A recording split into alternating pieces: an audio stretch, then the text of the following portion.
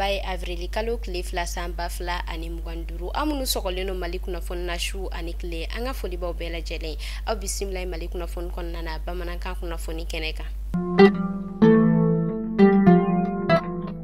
Kunnafoni daminɛna état-major général des armées ale bɔla ka kunnafoniya jɛnsɛn avril kalo kile fɔlɔ san ba fila ani mugan duuru kɔnɔna na a yirala k'a fɔ marisi kalo kile 31 su ka don avril kalo kile fɔlɔ la san ba fila ani mugan duuru kɔnɔna na an ka lakana tigilamaaw ka kɛlɛkɛminɛ min bɛ yen nɔ aéronef y'a yira k'a fɔ ale yɛrɛ kɔni bɔla ka bin tizama tɛ ni ale marabolo kɔnɔna na kɛrɛnkɛrɛnnenya la kidalikaw olu fɛ yen nɔ wa yira k'a fɔ aéronef yɛrɛ kɔni binna yɔrɔ min na sa maa yɛrɛ kɔni kun tɛ a yɔrɔ la o tɛmɛnen kɔfɛ o y'a yira k'a fɔ a yɛrɛ kɔni ma kɔlɔlɔ o yɛrɛ kɔni don an ka jamana kun o kilala tuguni k'a yira k'a fɔ fɛn min yɛrɛ kɔni kɛla aéronef ale yɛrɛ kɔni binni sababu ye o ma se k'a dɔn fɛn min ye état-major général des armées a y'a yira k'a fɔ u yɛrɛ kɔni bala ka wulikajɔw yɛrɛ kɔni sigi sen kan ka sɛgɛsɛgɛliw yɛrɛ kɔni kɛ min yɛrɛ kɔni kɛla sababu ye ka aéronef yɛrɛ kɔni bi ka se ka o dɔn état-major général des armées a bɔla ka foli bila ani tasi bila kɛ k'a ɲɛsin jamanadenw ma u ka danaya la a y'a yira k'a fɔ u yɛrɛ kɔni bɛ wulikajɔ bɛɛ lajɛlen sigi sen kan walasa fɛn min yɛrɛ kɔni ye buna adamadenw ye ale ni u bololafɛnw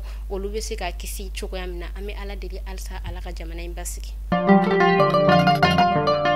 An ka ministre des affaires étrangères et de la coopération internationale an ka Maliba ale ko kan ko ministre Abdoulaye Diop a yirala k'a fɔ ale bisimila kunu tarata don avril kalo kile fɔlɔ san ba fila ani mugan duuru kɔnɔna na irisikaw olu fɛ yen nɔ o y'a yira k'a fɔ a yɛrɛ kɔni bisimila maa min fɛ sa o de y'u ka coopération ale ɲɛmaaba ye a yirala k'a fɔ a yɛrɛ kɔni ka tagali kunbɛn min ye sa o de ka taa baara min ni o yɛrɛ kɔni bɛ tali kɛ session fɔlɔ min ni o yɛrɛ kɔni bɛ tali kɛ AES ale consultation kunkanko la o hukumu de kɔnɔna na o y'a yira k'a fɔ fɛn min yɛrɛ kɔni ye baaraɲɔgɔn ye ale ni bolodi ɲɔgɔnmaya min bɛ irisi ale ni AES jɛkulu ni ɲɔgɔn cɛ kɛrɛnkɛrɛnnenya la Mali Burkina ale ni Niger o tɔ bɛ se ka sinsin cogoya min na o tɛmɛnen kɔfɛ o y'a yira k'a fɔ fɛn min yɛrɛ kɔni a baaraɲɔgɔn ye minnu ni olu kan ka bɔ Niger ale ni Burkina olu yɛrɛ kɔni kan ka a sɔrɔ ni kɛnɛ in kan avril kalo tile 3 fo ka taa se avril kalo tile 4 ma.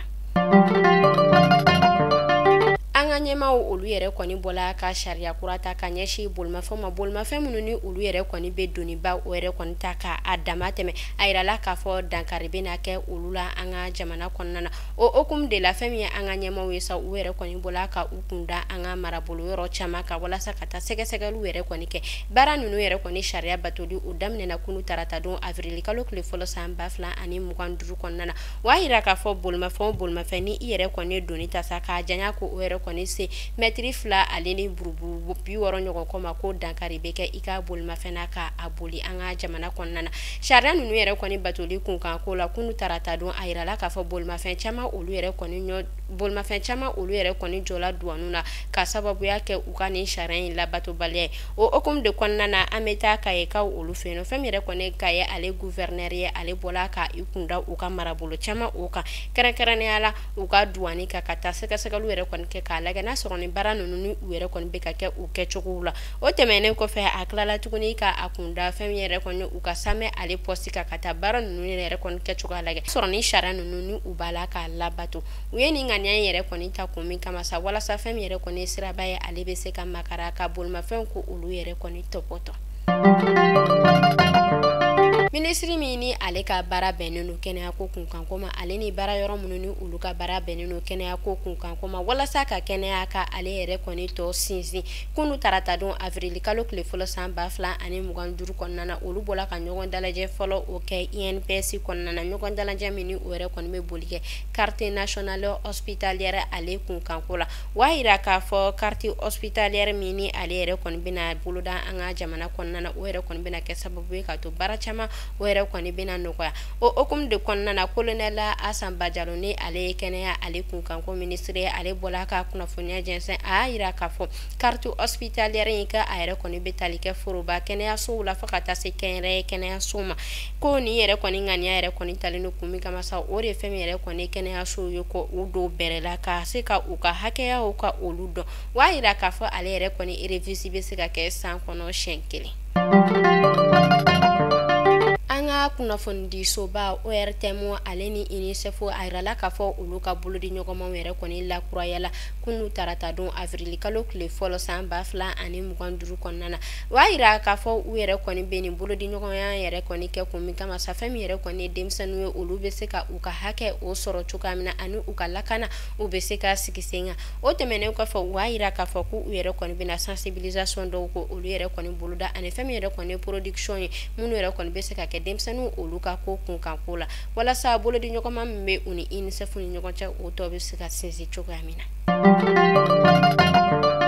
An bɛ taa kɔ kan kibaru la kɛrɛnkɛrɛnnenya la Burkina Faso a yirala k'a fɔ Burkina Faso ale jamana ɲɛmɔgɔ kapitɛni Ibrahim Traoré ale bɔla ka ŋaniya kura ko o yɛrɛ kɔni ta ka ɲɛsin u ka sanfɛ kalandenw ma a yirala k'a fɔ fɛn min ye u ka sanfɛ kalandenw ye olu yɛrɛ kɔni bɛɛ bɛna sefa wari 20 ɲɔgɔn kɔ o yɛrɛ kɔni sɔrɔ walasa u yɛrɛ kɔni bɛ se ka u yɛrɛ dɛmɛ u ka kalanko ale kunkanko la halisa an bɛ to Burkina Faso ale kunnafoniyaw kɔnɔna na. Halisa an bɛ to Burkina Faso ale kunnafoniyaw kɔnɔna na a yirala k'a fɔ fɛn min yɛrɛ kɔni banbagaciw ye olu yɛrɛ kɔni bɔla ka taa binganni wale ka o ta ka Burkina Faso marabolo dɔ sɛgɛrɛ kɛrɛnkɛrɛnnenya la u ka marabolo min bɛ yen nɔ ni ale bɛ wele ko Japaga o y'a yira k'a fɔ u ka binganni wale yɛrɛ kɔni kɔnɔna na sa u yɛrɛ kɔni bɔla ka datigi kɛ civil caman o yɛrɛ kɔnɔna ani fɛn min yɛrɛ kɔni u ka lakana ale tigilamaaw ye kɛrɛnkɛrɛnnenya la volontaires maa minnu ni olu yɛrɛ kɔni bɛ taa faso ale dɛmɛ walasa a bɛ se ka kisi cogoya min na o y'a yira k'a fɔ olu yɛrɛ kɔni maa caman ɲɔgɔn kɔ olu bɔnɛna u ni na an bɛ ala deli halisa ala ka jamana in kisi minnu bɔnɛna u ni na ala ka badanɛma di u ni alisilamɛsu bɛɛ lajɛlen ma.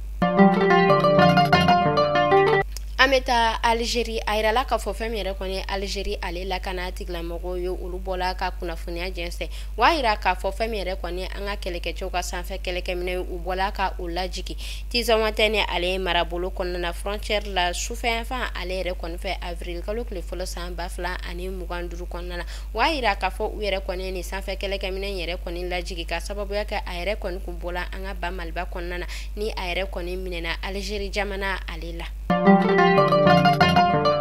An bɛ taa Guinée ale jamana ɲɛmɔgɔ général Mamadi Doumbouya ale bɔla ka kunnafoniya dɛsɛ ka ɲɛsin Mali ma a yirala k'a fɔ maliyɛnden minnu ni olu yɛrɛ kɔni bɛ taa bagangɛn kɛ Guinée ale dugukolo kɔkan na ale ni maliyɛnden minnu ni olu bɛ bagangɛn kɛ Guinée ale dugukolo kɔkan na k'u bɛna wulikajɔw yɛrɛ kɔni sigi sen kan ka ale interdit. Kunnafoni kuncɛla Musa Dadis Kamara ni ale tun ye Laginɛ jamana ɲɛmɔgɔ kɔrɔ a yirala k'a fɔ fɛn min ye u ka jamana ɲɛmɔgɔ ye ale bɔla ka wulikajɔ kɛ ka yafama kɛ ka ɲɛsin Musa Dadis Kamara ma ka ale yɛrɛ kɔni bɔ kaso la n'a tun bɛ fanga tigilamɔgɔ ka bolo kan a bɛ wagati damadɔ bɔ o hukumu de kɔnɔna na Nations Unies o ni ale bɔla ka kunnafoniya jɛnsɛn k'a yira k'a fɔ fɛn min yɛrɛ kɔni u ka jamana ɲɛmɔgɔ ye a yɛrɛ kɔni tun man kan Musa Dadis Kamara ka ale bɔ a yɛrɛ kɔni tun b'a ɲini walasa a bɛ se ka segin cogo min na ka taa kaso kɔnɔna na. CNT ale ɲɛma Maliki Jawa a bɔla ka kunnafoniya jɛnsɛn kunu tarata don avril kalo tile fɔlɔ san 2025 kɔnɔna na a yirala k'a fɔ u yɛrɛ kɔni dusuma kasɛlen don kosɛbɛ ka sababuya kɛ honorable Jikine Atuma Gaku ni o y'u ka deuxième vice-présidente ye a yirala k'a fɔ Daba Masa o ka wele sela ale ma kunu tarata don avril kalo tile fɔlɔ san 2025 kɔnɔna na an bɛ ala deli badanɛma ala ka a di ani alisilamɛsu bɛɛ lajɛlen ma ka anw yɛrɛ ɲɛ ka an ta don kɔnɔ.